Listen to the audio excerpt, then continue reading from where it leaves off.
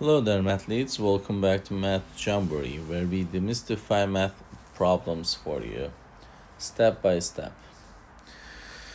So in this video, we have AP Precalculus type of a question from the topic of exponential function. Let's solve it together. The exponential function f of x equals a times b to the power of x, where a and b are positive constants, is defined. The table shows values of f of x at selected values of x. Which of the following statements is true? So x values are 0, 1, 2, 3, 4. So x values are increasing. And the y values 1,500, 250, 125, and 62.5. As you can see, the y values are decreasing. So if x is increasing and if x values are decreasing, this must be a decay function. So when we check the choices, so the choice B and D is saying growth. So this is not a growth, it's a decay function.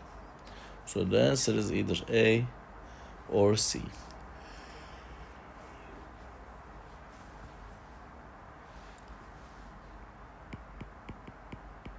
So let's use the given formula. F of x is given as a times b to the power of x. So I will use the first data, f0. A times b to the power of 0 is 1000. So this means a times 1 is 1000. Therefore, a is 1000.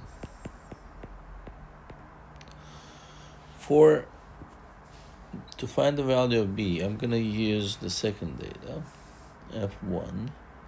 So f1 is 1000 times b to the power of 1 is 500. So this means 1000 times b is 500. If you will divide both sides by 1000, you will see that 500 over 1000, which is, when you simplify both sides by 500, you get 1 over 2. So b is 1 over 2. It's not greater than 1. It's between 0 and 1. So therefore, the correct answer is choice A for this specific question. I hope you found this video helpful. If you did, please give it a thumbs up. If you have questions or comments, you can always leave it below there. Thank you and see you next time. Bye-bye.